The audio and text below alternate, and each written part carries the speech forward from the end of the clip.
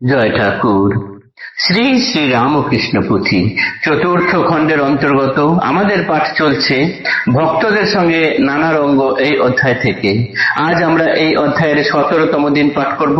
পর্ব 727, পৃষ্ঠা সংখ্যা 473 অর্ধেক থেকে 474 কিছু অংশ পর্যন্ত। এর আগের দিনের পাঠে আমরা দেখেছি প্রতাপচন্দ্র হাজরা, তার বয়স বেশি, কিন্তু দুটি কিশোর ছেলে লাট্টু এবং রাখাল, এই দুজন সরলমতি ছেলের কানে বিষ ঢালছিলেন যে এতদিন তোমরা এখানে থেকে জপ তপ করছো, তাতে তোমাদের কি লাভ হচ্ছে সেটা ঠাকুরকে জিজ্ঞাসা করো বলে তাদের কানে বিষ ঢালতে চেয়েছিলেন। ঠাকুর সে কথা শোনা মাত্রই বুঝতে পেরেছিলেন যে বাচ্চাদের মনের কথা এটা নয়। জিজ্ঞাসা করলেন, তোদেরকে কে সব কানে বিষ ঢালছে, কার কথা এটা বল। রাখাল সে কথা বলে দিয়েছিলেন যে প্রতাপচন্দ্রের কাছ থেকে এটা শুনেছি। শোনা মাত্রই ঠাকুর তাকে ভীষণ ভাবে কর্কশ ভাষায় তিরস্কার করেছেন এবং সেখান থেকে চলে যেতে বলেছেন।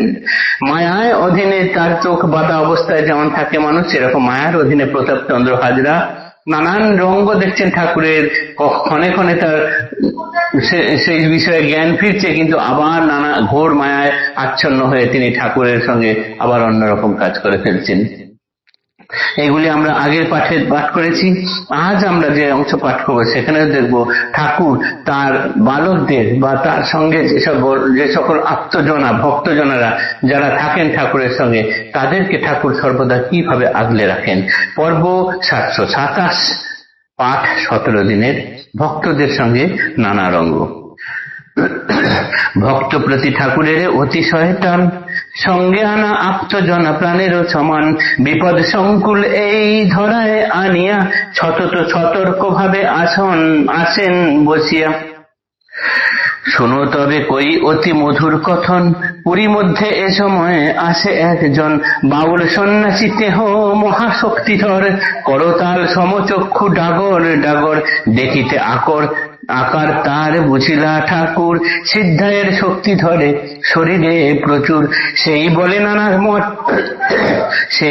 নানা মঠে করিয়া ভ্রমণ, স্বভাব সাধুর করে সাধুত্ব হরণ, ডাইনের মতো কার্য কদর্য আচার, এক চিন্তা অমঙ্গল কিমতে কাহার, কালীর প্রসাদ খায় পুরী মধ্যে থাকে, কে কোথায় সাধু ভক্ত সমাচার রাখে, অবশেষে দেখিতে পাইল বিচক্ষণ, সাধুত্বে মণ্ডিত যত প্রভু ভক্তগণ, সুযোগ উপায়ে চেষ্টা উদ্দেশ্য সাধনে, সযতনে অন্বেষণ করে রেতে দিনে, সাধুর সঙ্গেতে বসি করিলে আহার, সহজে সম্পূর্ণ হয় উদ্দেশ্য তাহার, সেই হেতু শ্রী প্রভুর ভক্তদের শনে, কেমনে ভোজন রহে তাহার সন্ধানে, সন্ন্যাসী আদতে তত্ত্ব না পায় সন্ধান, হরিতে যাহার শক্তি সদা চেষ্টাবান।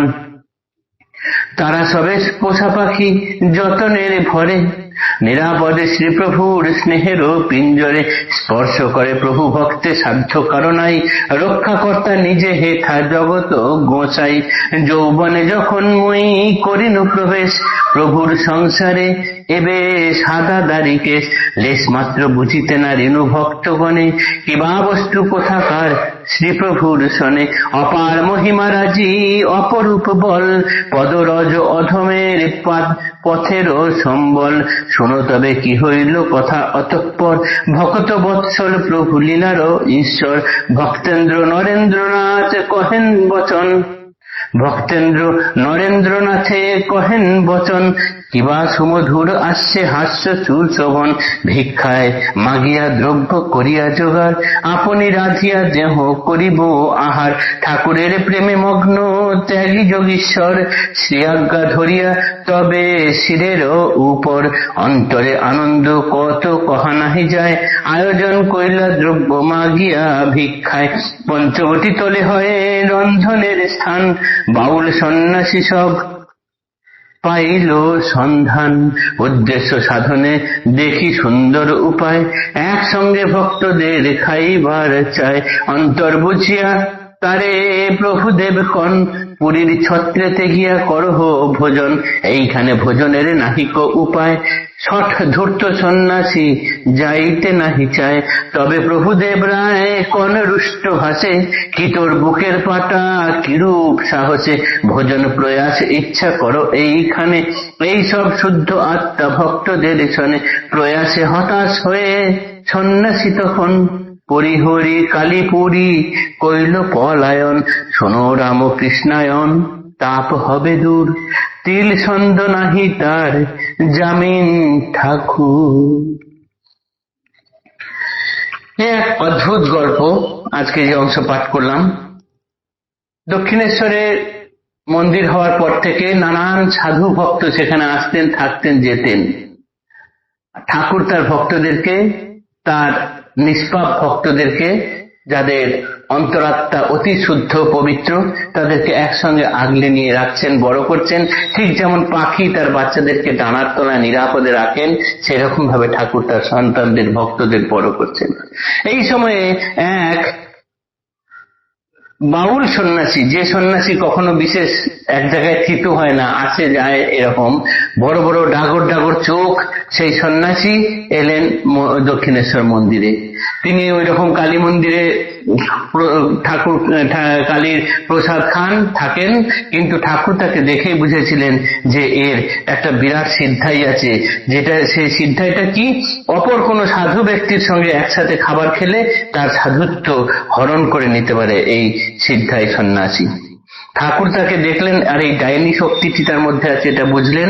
কিন্তু এই সাধুটি সবসময় তককে তককে থাকছিলেন কি করে অন্য সাধুদের বা এই ঠাকুরের সন্তানদের সঙ্গে একসাথে বসে আহার করা যায়।